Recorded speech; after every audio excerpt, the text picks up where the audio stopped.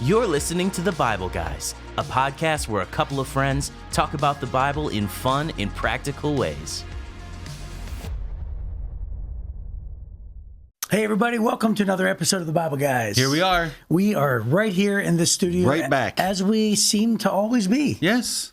Yes, we are always here. Super exciting stuff. Yeah, but by the way, you don't even know where the studio is. It's kind of a mystery. People actually have asked me. It's a secret. Yeah, people have actually. It's in a secret bunker.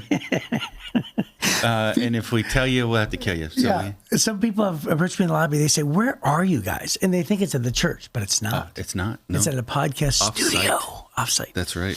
Hey, so we are going to start the week and the day in this episode with some of the best news that you've ever heard in your life. Well, I mean, I think our longtime listeners know how dedicated we are to only the finest news for our people. Yes. And this one is more of a special interest piece. Oh, it's definitely. And right? It's probably funnier to us than it is to them. Yes. But, I mean, if they're trying to figure out what kind of pastor should they follow? Yes. Well, these are some of those qualifications. So Babylon B has a list here. Do you have what it takes to be a pastor? Here are 9 qualifications. So I think maybe we can measure each other. Okay, to see if you have what it takes. I'm asking you if you have what it takes to be a pastor. Yourself. Don't look at yourself. Well, no, I've already looked through some of these, and I think I'm more than qualified. But it says, all right, here we go. Humility not being on this list. So right. Do you have what it takes to be a pastor? Here are 9 qualifications. There are many glamorous occupations people pursue: movie star, doctor, satire writer.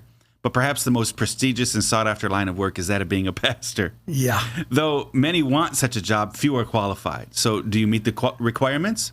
The Babylon Bee has compiled the following helpful list of the 9 more important qualifications to become a pastor. More important. More important, yes.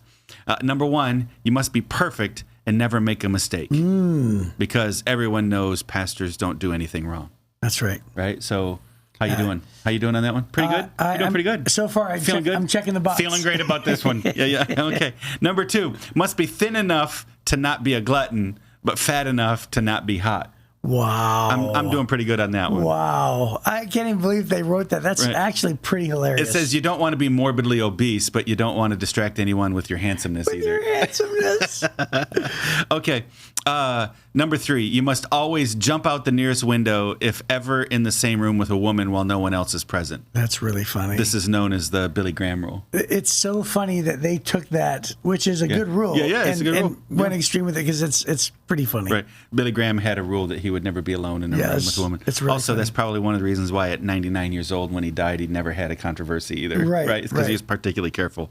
Okay, number 4, must be able to survive on a diet made up solely of casseroles. Oh. Did you ever go to a church that had lots of... And those were my favorite moments in life. Yeah, potluck dinners, man. All the ladies bring their casseroles. Yes. Some may be better than others. In the heart of Atlanta. Yes. That was where I was. Yeah, it was really good. Okay. I used to serve in Southeast Texas, and it was all the Cajuns, and they'd always bring gumbos and jambalayas. It was so good.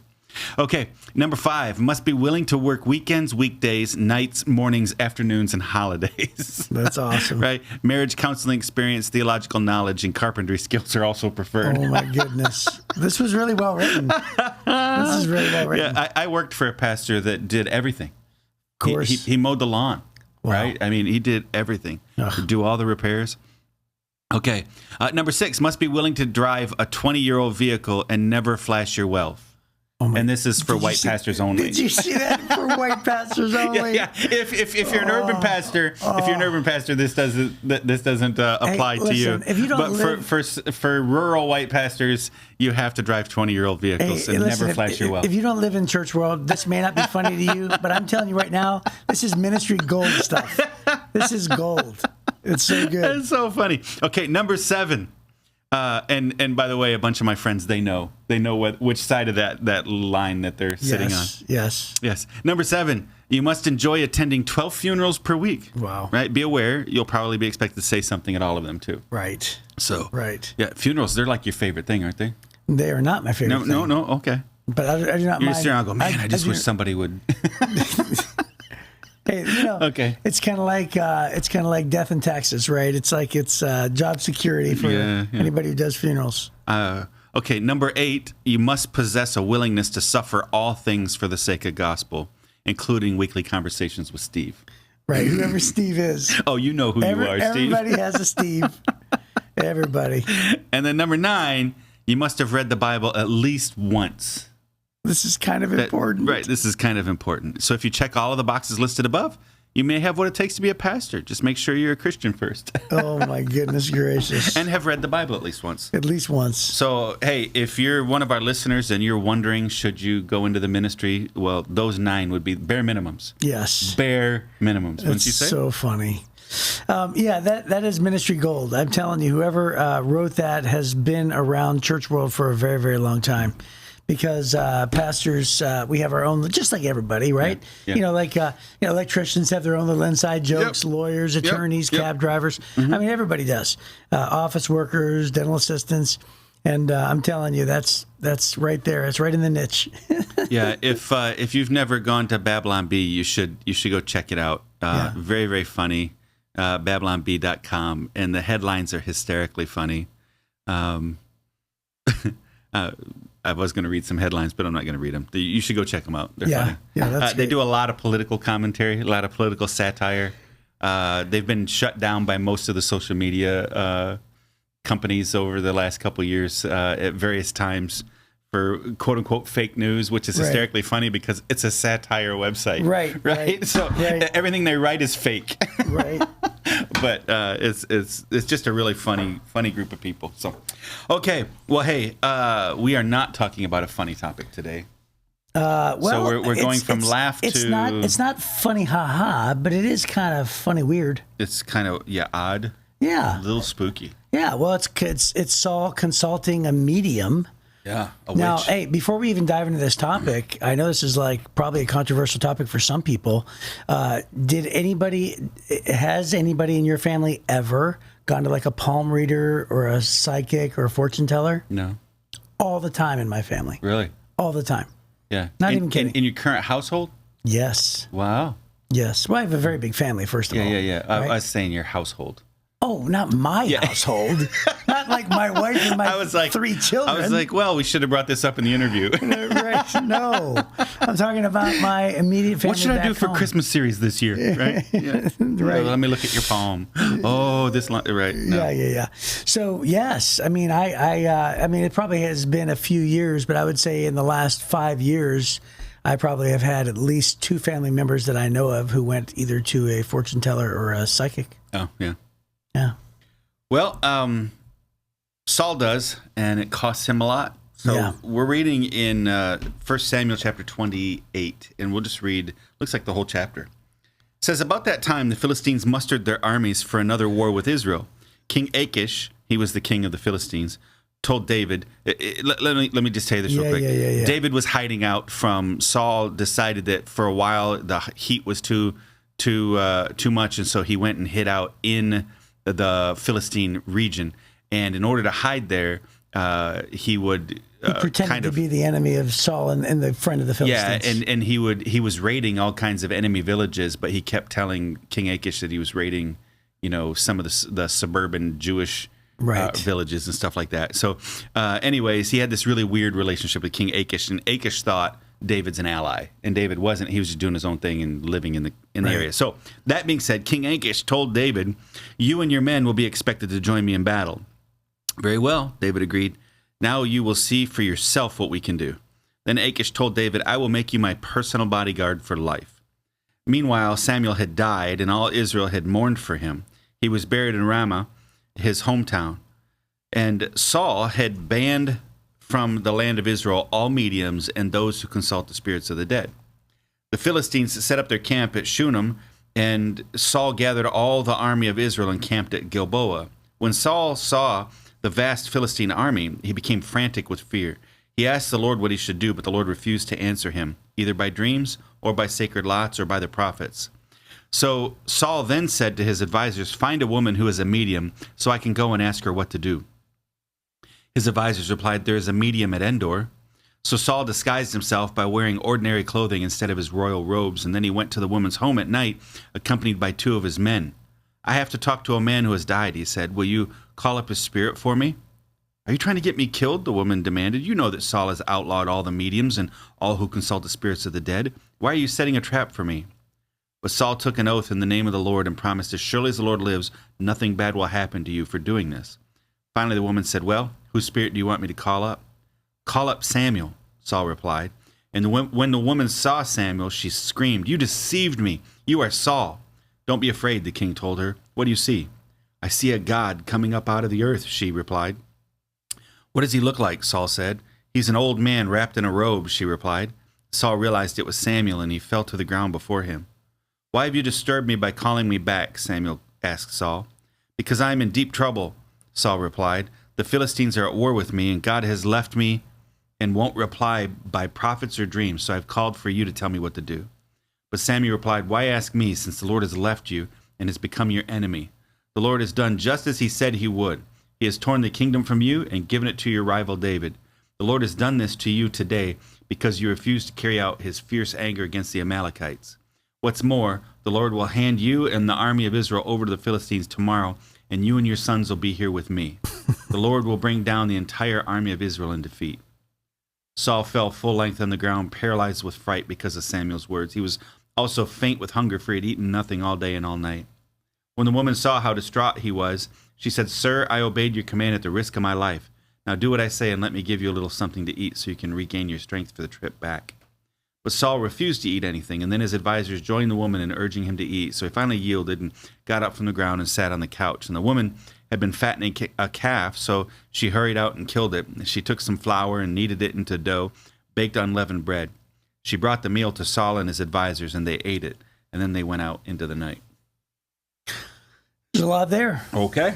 Yep, there's a lot there. And so, first of all, Saul decides to do something that he knows is wrong, right? Let's just He'd already outlawed it. Right. So let's just start with the fact that Saul was so desperate to,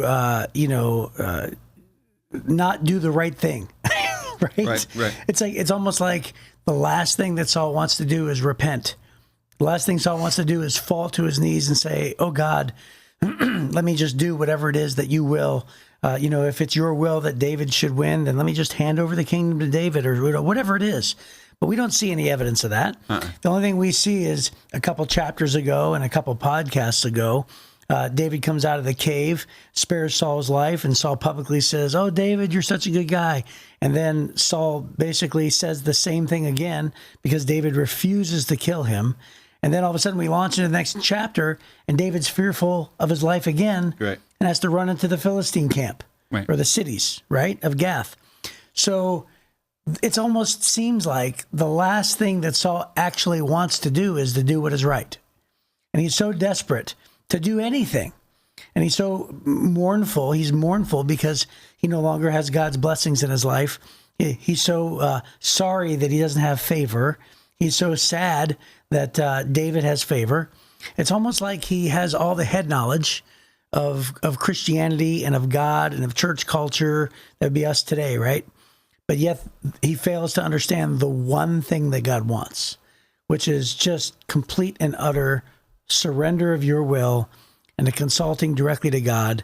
But there's no evidence of that. We don't see anything where Saul falls to his knees and says, God, please help me and forgive me of everything that I've ever done. Yeah, in Saul's life, it was only ever about him. It was never about God. And so even God was a tool. Yeah. Right? God was a tool for Saul. And then when God finally said, hey, I'm not going to talk to you anymore. You're not getting any indication of what you should do next. I'm not going to send you any prophets. I'm not going to answer any of your dreams. I'm not going to, the casting of the lots was it was a priestly garments. Remember the Purim and the Thummim? Is that what it was called? Yeah. I think there's notes here. Urim and the Thummim. Urim and right? Thummim. And so sometimes they would do is almost like a rolling of the dice, just kind of we have this option or this option. Which one? Right. So even then, God wouldn't give any guidance. He wouldn't give them any guidance at all, Saul. And so Saul decides he's going to go to a witch. He's going to go to, sometimes she's called the witch of Endor, right? Or this medium. And it's really amazing because early in his leadership, he banned all witches, all sorcerers, all wizards, all mediums. He banned them all. And then, hey, isn't Endor in Return of the Jedi? Isn't that where the Ewoks were? Was it? I think that was the planet of Endor. Yeah. Wow. Sorry about that. Maybe Sorry they about borrowed that interruptive thought. Maybe they borrowed that from this name. What planet? You got to be kidding me. Were the Ewoks on? Okay. It was Endor. Was the forest? The forest moon of Endor. Well, it's such a good name, so that's what happened. So, and then he did that. He banned all of them, not just because it was a political move, but because in Deuteronomy and in Exodus, it made it really clear. One, you don't consult witches and mediums. Yeah. You don't go and fool around with witchcraft at all. As a matter of fact, when it came to sorcerers and witches, they were supposed to be put to death. It was a death penalty. Yeah. Yeah, specifically outlawing anyone who consults with the dead. Deuteronomy 18 and Exodus 22. Right. And, what's so interesting is that something that may get overlooked here, but it says that the woman shrieked when she saw Saul, right? Mm-hmm. And so people... Samuel. Samuel, then she realized it was Saul, right?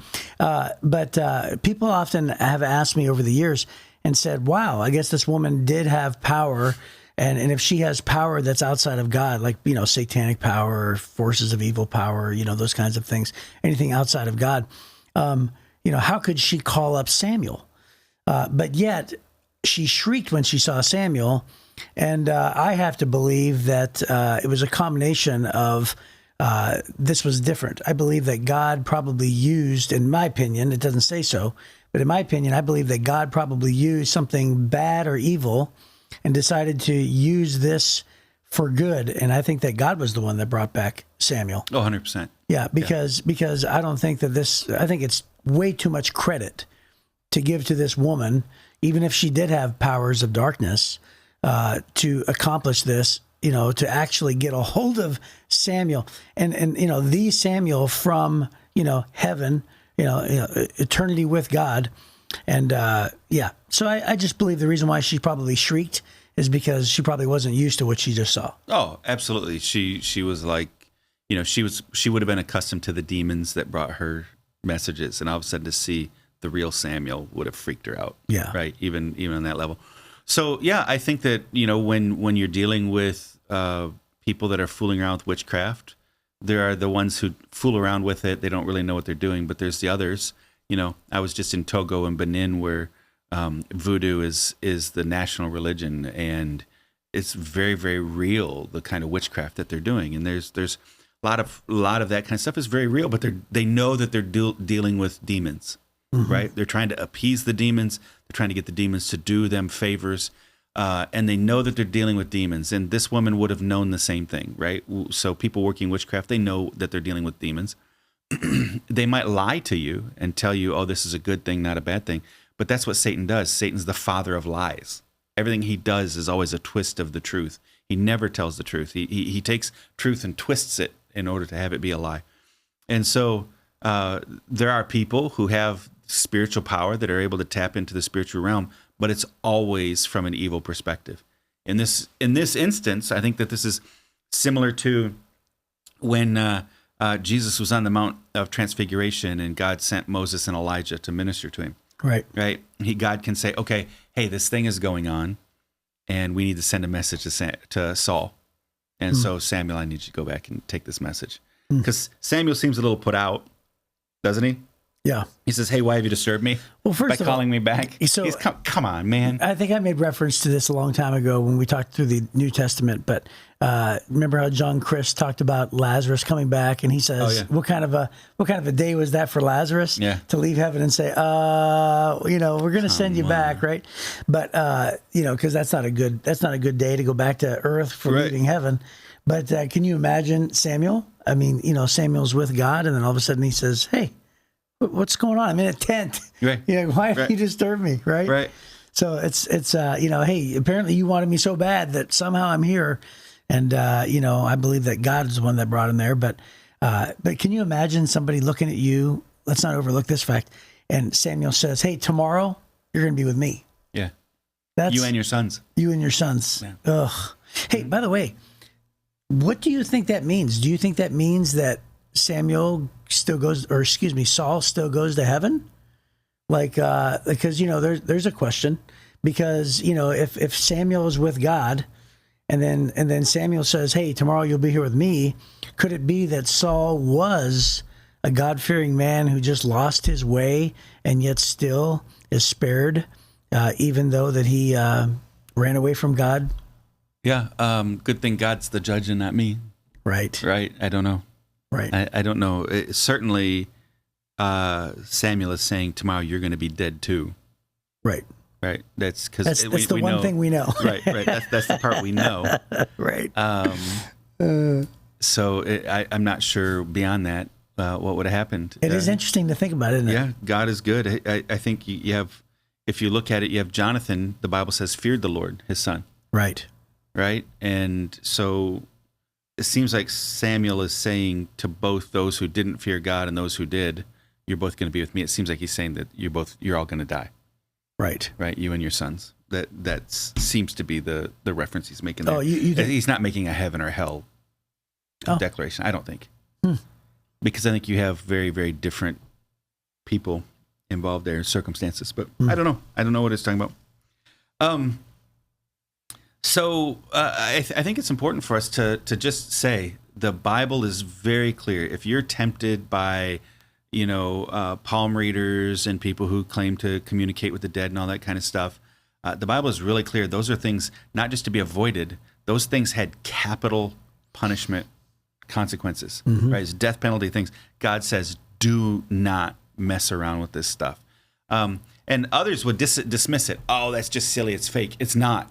Right? So there's the physical realm and the spiritual realm. When humanity sinned, we lost the ability to really to spend time in the spiritual realm, but it's very real. And the devil will trade a little bit of information. He'll trade a little bit of power to people in order to have influence and to perpetuate a lie among groups of people with regard to fear, with regard to rejecting God or following after demons or whatever. And it's a very, very, very real thing. So don't play with it. Don't mess around with it. And in this situation, God chose, in the middle of Saul deciding he was going to flirt with this medium thing and try to get information, God decided, okay, in that moment, I'm going to freak everybody out.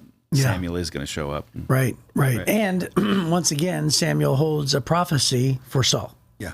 Right. And on the back end, he says, "The Lord has done everything that he told you to do." This was the ultimate "I told you so." Right. Right? I mean, think about how many times we want to say "I told you so." Samuel he's the only one who ever got the opportunity to come back from the dead, which means drop the mic, "I told you so" moment. Right. And he says, yeah, and then this is what's going to happen tomorrow. So once again, Samuel is still fulfilling his role as a prophet by as a judge. He was a judge. He was a judge, yeah. With prophetic power. Yes. Who's able to say, and here's what else is going to happen. Right. So Saul then, with no doubt, thought, okay, it's probably going to come true. Yeah, it will. Like he believes Samuel at this point. Yes. He knows that this is his last day. And the fact that she screams, it really freaked her out too. So she's accustomed to the demons, but she's not accustomed to actual truth happening, right? The real solution actually shows up. She's accustomed to the demons coming in and, doing some magic stuff. And the real Samuel shows up. She screams. So every once in a while, I'll hear somebody say, "See, that stuff's real because in the Bible it happens." No, even the lady who did it and was accustomed to talking to demons freaked out when she saw Samuel. Right. So what you're getting, what she normally was peddling was not what happened on this day. Right. What happened on this day was legit. What she normally peddled to everybody else who ever came and gave her money was some kind of demonic falsehood. It wasn't real, right? And that's why she screams in this moment. So don't use this passage as a justification for, hey, some of this is legit. We should go and right? Yeah. Because it's not. And this is not congruent to the moment when Whoopi Goldberg finally heard Patrick Swayze in the movie Ghost. Oh, no. What? Okay. There's a moment where where this person was peddling false things. There you go. And then it's supposed to be the moment where Patrick Swayze was actually a real ghost. And she's like, oh my goodness, it's real. Yeah. But this is not congruent to this. Well, we finally got back to the movies. Yes. There you go. Yeah, there it is. Well, hey, that is our time. And that was a fantastic exploration. And there's some great warnings in there, too. So hopefully we'll see you next time on The Bible Guys.